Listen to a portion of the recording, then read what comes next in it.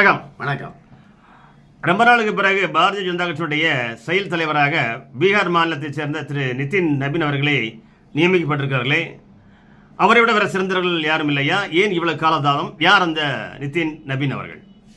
காலதாமதம் எதுவுமே இல்லைங்க. அது ரொட்டீனாக எப்படி பண்ணணுமோ அப்படி தான் பாரதிய ஜனதா கட்சியில் பண்ணியிருக்காங்க. இந்தியாவில் இருக்கக்கூடிய அரசியல் கட்சிகளில் இப்போல்லாம் தலைவர்களை வெளிநாட்டில் இருக்கவங்க தான் நியமனம் பண்ணுறாங்க. சோனியாவை நியமனம் பண்ணது பிரிட்டிஷ்காரங்க, வெள்ளைக்காரங்க, இத்தாலியிலேருந்து வந்தாங்க. இப்போ சோனியாவுக்கு குடும்பம் தான் காங்கிரஸுக்கு தலைவராக இருக்குது. இந்த கம்யூனிஸ்ட் காரணங்களெல்லாம் நியமனம் பண்ணுறது வந்து சீனாக்காரன், ரஷ்யாக்காரன். இந்த கம்யூனிஸ்டத்தினுடைய அடிப்படைவாதம் இருக்குது இல்லையா, நக்சலைட்டு, அவங்கெல்லாம் அங்கே இருக்காங்க, தீவிரவாதிங்க. அவங்க தான் இங்கே இருக்கக்கூடிய கம்யூனிஸ்ட் தலைவர்களை நியமனம் பண்ணுறாங்க. ஆமாம், இவன் கம்யூனிஸ்டே வெளிநாடு கட்சி தானே, வெளிநாடு கட்சி தான். இப்போ காங்கிரஸும் வெளிநாடு கட்சி தான்.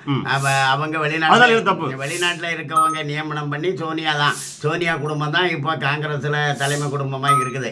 அதே போல திமுக இருக்கு, அகிலேஷ் யாதவ் இருக்கு, லாலு பிரசாத் இருக்கிறாரு. எல்லாம் குடும்பம் சுல்தான் மாதிரி.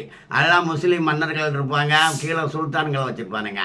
முஸ்லீம் மன்னன் பெரிய குடும்பம் பண்றவன் சுல்தான், அங்கங்கே சில்லற குடும்பம் எல்லாம் பண்றவன் தான் சுல்தான்.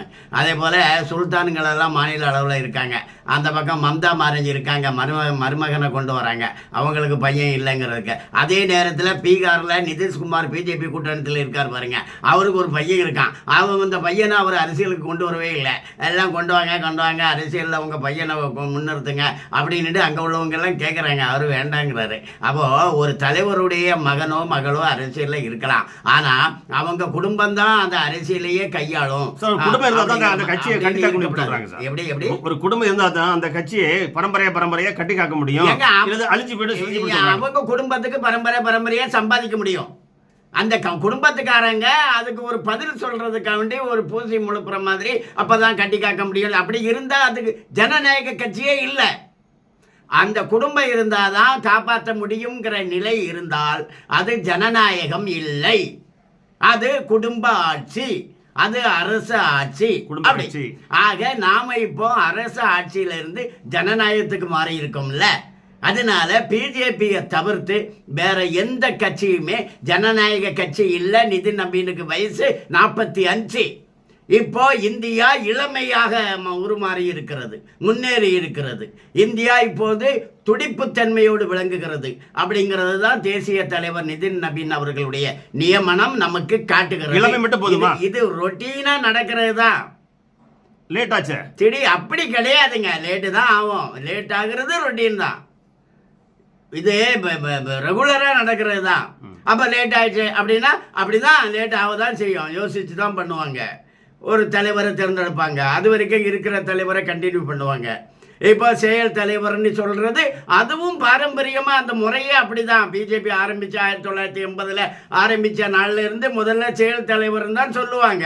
ஒருத்தரை நியமனம் பண்ணுப்போ ஒரு 2 மாசம் பிராக்டிஸ், அப்புறமா அவர் தலைவர் ஆவார். தலைவரை அங்கீகரிப்பாங்க.